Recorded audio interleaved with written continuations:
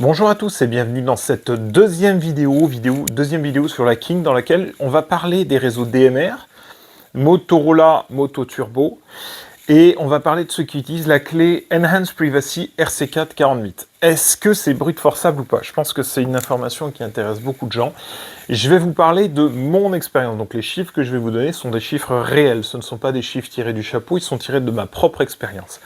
Est-ce que c'est possible de brute forcer un réseau qui est protégé par une clé RC4 40 bits, donc qui est un chiffrement qui est très utilisé, qu'on trouve dans ces postes-là, qu'on trouve également, le Enhanced Privacy RC4 40 bits, c'est également celui qui est utilisé par la DMRA, DMR Association, aujourd'hui qui est standardisé, qu'on va trouver donc sur plusieurs fabricants et du coup compatible entre eux. On y va, c'est parti. Je commence par un petit avis important. Je précise que la vidéo que je vais vous faire, elle n'a absolument aucun but malveillant. Je ne cherche pas à casser le business des fabricants de radio. Je ne cherche pas à porter préjudice. Vraiment, elle est uniquement là à but pédagogique et informatif. Je l'ai fait sur mon propre matériel, sur ma version privée de DSD. J'ai déjà fait des vidéos sur le sujet, vidéos que vous pouvez retrouver sur cette chaîne, qui est capable de décoder ce mode-là, vidéo donc, qui est une version de DSD privée que je ne diffuse pas, que je ne vends pas, parce que je ne veux pas m'attirer les foudres des fabricants, je ne veux pas non plus casser le business. Et également, tout ça, c'est le fruit de mes propres recherches et expérimentations diverses pendant plusieurs années pour arriver à la vidéo que je vais vous donner maintenant. On commence. Pour ceux qui n'ont pas suivi la précédente vidéo, je vais vous redonner la définition du terme brute force. Alors brute force, c'est un terme anglais qui veut dire attaque par force brute. Grosso modo, ça consiste à scier toutes les combinaisons de 000 à ZZZZ pour trouver soit un code, soit un mot de passe, soit une clé de cryptage jusqu'à tomber sur le bon. Donc vous imaginez, un code de carte bleue par exemple, ça va de 0000, donc 4240 à 9999. Il y a 10 000 possibilités. Maintenant, sur des clés beaucoup plus grandes, on va augmenter le nombre de possibilités. Donc c'est une méthode qui consiste à essayer une à une ça. On appelle ça brute force ou attaque par force brute. Voilà. Maintenant, quelques petits rappels sur le chiffrement Enhanced Privacy ou chiffrement amélioré de type RC4 qui utilise des clés donc RC4 40 bits. L'algorithme utilisé, vous entendez parler de RC4 ou de ARC4 pour Alleged RC4. Si j'ai bien compris, il y a une histoire d'appellation. On ne peut pas utiliser le terme RC4 comme ça, donc Motorola a publié un brevet sur ce chiffrement. Ils utilisent Alleged RC4, qui est absolument la même chose, qui est un terme dérivé, pour réemployer le mot RC4, sauf qu'ils ne l'emploient pas de la même manière, donc l'histoire de dénomination commerciale saute. C'est le deuxième niveau de chiffrement offert par Motorola sur ce genre de poche. Je rappelle qu'il y a 3 niveaux de chiffrement. Premier niveau de chiffrement, Basic Privacy, chiffrement basique, j'en ai fait une vidéo juste avant celle-ci. Chiffrement avancé Enhanced Privacy de type RC4 40 bits, celui-ci, deuxième niveau de chiffrement. Troisième niveau de chiffrement, Enhanced Privacy, chiffrement avancé AES 256 bits. Ce sera la prochaine vidéo qui va sortir dessus. La taille des clés, c'est 40 bits. Vous pouvez taper dans la calculette Windows 1099 milliards de possibilités de clés possibles. Je vais le faire d'ailleurs pour vous. Regardez, vous prenez la calculette Windows, ici, voilà, vous tapez 2 puissance, alors puissance c'est le petit chapeau qu'on voit ici, vous tapez sur X puissance Y, comme ça, 2 puissance 40, comme ça, et vous obtenez 1099, 511, 627, 776. Bon, retenons 1099 milliards de possibilités, donc 1100 milliards, grosso modo.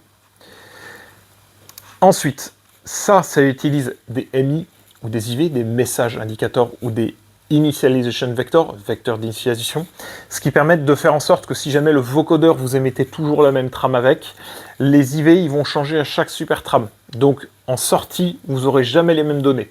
Ça c'est quelque chose qui est recommandé, c'est pour ça que ça commence à être un bon chiffrement par rapport au chiffrement basique qui utilise des trames répétitives. Là il n'y a pas de trame répétitive, parce que cet IV il va changer à chaque super trame. Donc si vous avez exactement les mêmes données à encoder, à la fin, en sortie, vous n'aurez pas les mêmes choses. Parce que ça, on va le mixer avec la clé et on insère le tout dans l'algorithme RC4 pour obtenir les octets qui vont servir à chiffrer le tout via des WEX exclusifs. Cet algorithme il faut savoir qu'il y a une perte de qualité audio. Pourquoi? Puisque les vecteurs d'initialisation, ils sont transportés par petits paquets dans les trames du vocodeur. Donc vous avez une légère perte de qualité audio. Moi, je fais des tests en labo. À mon niveau, je ne l'entends pas. Certains le reconnaissent peut-être. Certains qui n'utilisaient pas de chiffrement avant puis qui sont passés là-dessus ont peut-être des difficultés à l'entendre. Moi, à mon niveau, je ne l'entends pas. Mais il faut savoir que c'est indéniable, il y a une perte de qualité audio sur ce mode-là. Et sur le mode AES, pareil, puisqu'ils fonctionnent quasiment de la même façon. Ils sont quasiment identiques. C'est uniquement l'algorithme qui change. Et ça, pour moi, c'est impossible à décoder manuellement. Clairement, vous doutez bien que 1099 milliards de possibilités, c'est impossible à décoder. S'il faut se faire les 1099 milliards et attendre d'entendre le bon son avec la bonne clé, ça va être très compliqué. Vous allez y passer toute une vie et c'est même pas dit que vous y arriviez. Alors la question, je vais revenir. C'est bon, voilà. La question que beaucoup de gens se posent, est-ce que c'est théoriquement possible? Est-ce que ça peut se brute forcer? Une clé de type RC4, 40 bits? Eh ben oui, oui. Moi je l'ai fait, j'ai les compétences. Je le fais pas du tout à but de malveillant, je le fais sur mon propre matériel. Je l'ai fait pour m'amuser. Et je le fais également dans cette vidéo pour vous prouver que c'est faisable. Alors vous allez me dire maintenant, en combien de temps? Combien de temps? Tu nous as dit juste ici, là oui c'est possible.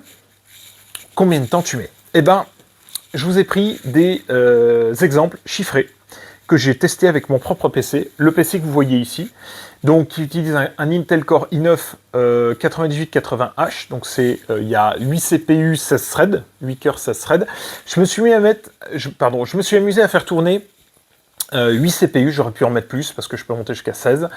Et si je fais tourner 8 CPU sur le PC qui est là, donc l'ordinateur portable que je trouve, sur lequel je projette le PowerPoint, il faut 175 heures pour brute forcer une clé pour essayer toutes les combinaisons avant d'avoir fait le tour.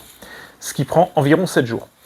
Le PC calcule à environ 1 700 000 clés par seconde. Donc ça, c'est des chiffres réels, hein. C'est des chiffres que j'ai testés. Ceux qui veulent s'amuser, vous pouvez vous amuser à coder un algorithme RC4 et à voir jusqu'à combien vous pouvez monter, sachant que moi, j'ai optimisé l'algorithme, j'ai fait en sorte de bien comprimer les données pour qu'on perde le moins de temps possible, les boucles, etc.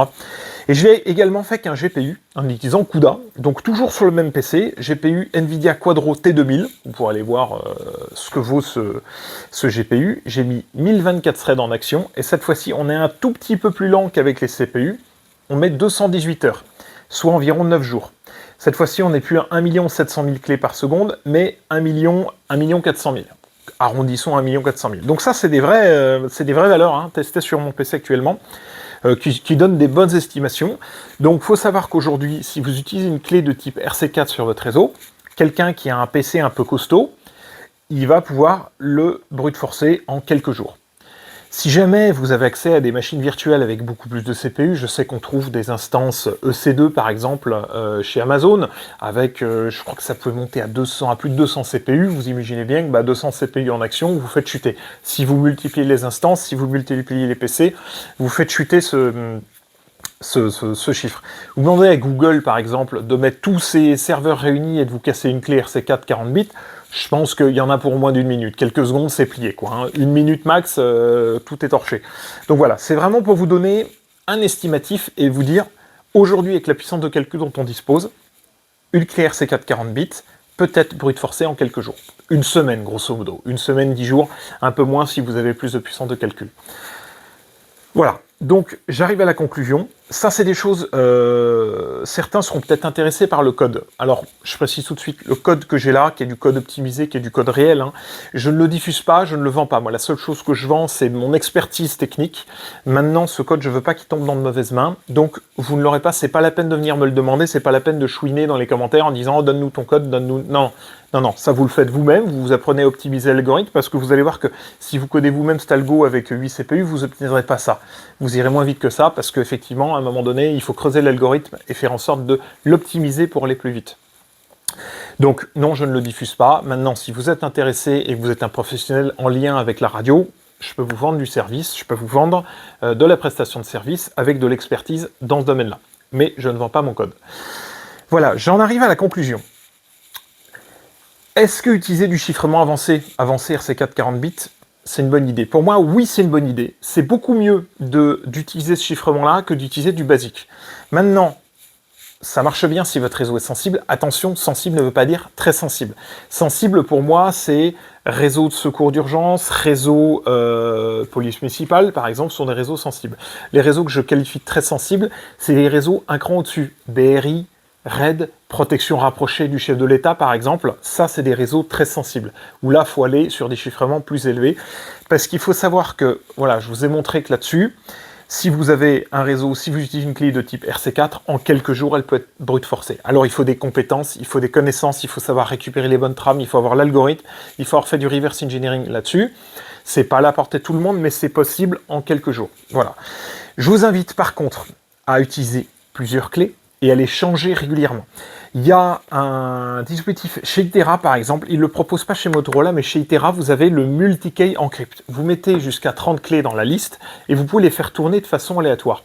Vous imaginez bien qu'un pirate qui va essayer de vous décoder, si chaque fois que vous appuyez sur le bouton PTT, la clé elle change, vous aurez bien plus de sécurité, même si vous êtes en 40 bits, que si vous utilisez tout le temps la même. Motorola, ce qui est problématique, c'est qu'il ne propose pas le multi-key encrypt, donc un bon point pour Itera, un mauvais point pour Motorola.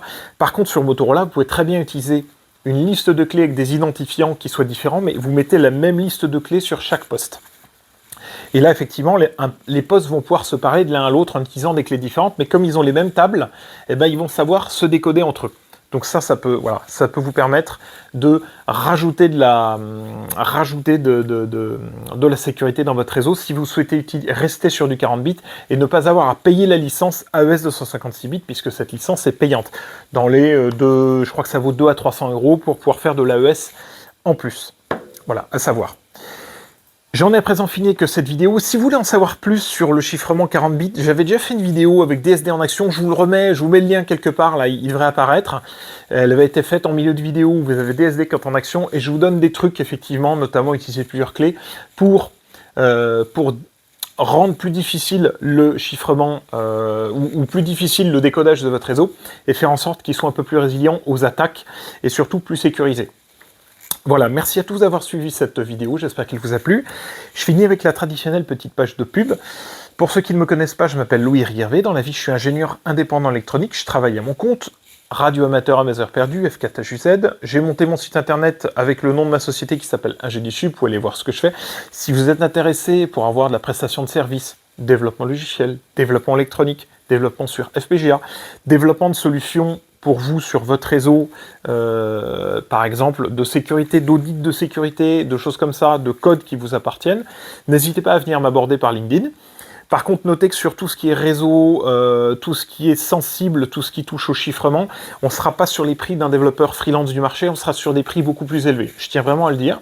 Donc si vous voulez m'aborder là-dessus, ce sera uniquement par LinkedIn, 2, je ne réponds qu'aux professionnels, et 3, prévoyez le budget en conséquence, parce que les expertises, les audits en sécurité sur ces réseaux-là, ce ne sera pas le même prix qu'un développeur de base qui vous pisse du code que vous pouvez trouver sur n'importe quel site de freelance.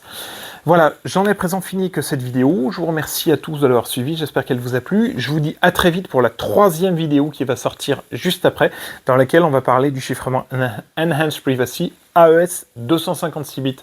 À très vite dans la prochaine vidéo. Ciao.